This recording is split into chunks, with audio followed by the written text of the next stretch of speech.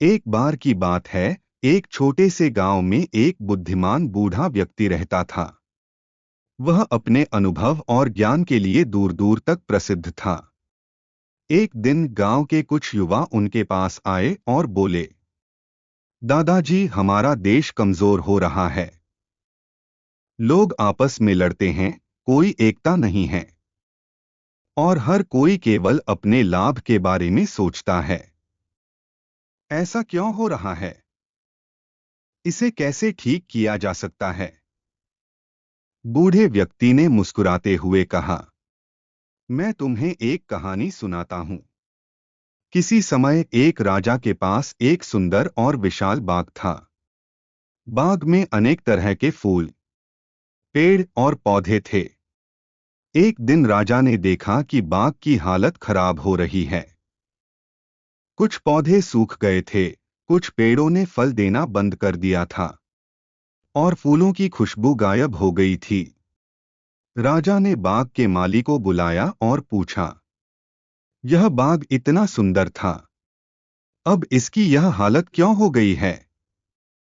माली ने उत्तर दिया, महाराज, यह सब इसलिए हुआ क्योंकि हर पेड़ और पौधा अपने हिस्से की तुलना दूसरों से करने लगा है। आम का पेड़ सोचता है कि वह अंगूर की बेल की तरह फल नहीं दे सकता, इसलिए वह निराश हो गया। गुलाब का फूल सोचता है कि वह सूरजमुखी की तरह बड़ा नहीं हो सकता, इसलिए उसने खिलना छोड़ दिया। और हर पौधा दूसरों से ईर्ष्या और शिकायत में व्यस्त हो गया है। राजा ने गहराई से सोचा और माली से कहा, तो इसका समाधान क्या है? माली ने मुस्कुराते हुए कहा, अगर हर पेड़ और पौधा यह समझे कि उसकी अपनी विशेषता है और वह अपने तरीके से योगदान दे सकता है, तो बाग फिर से हरा भरा हो जाएगा।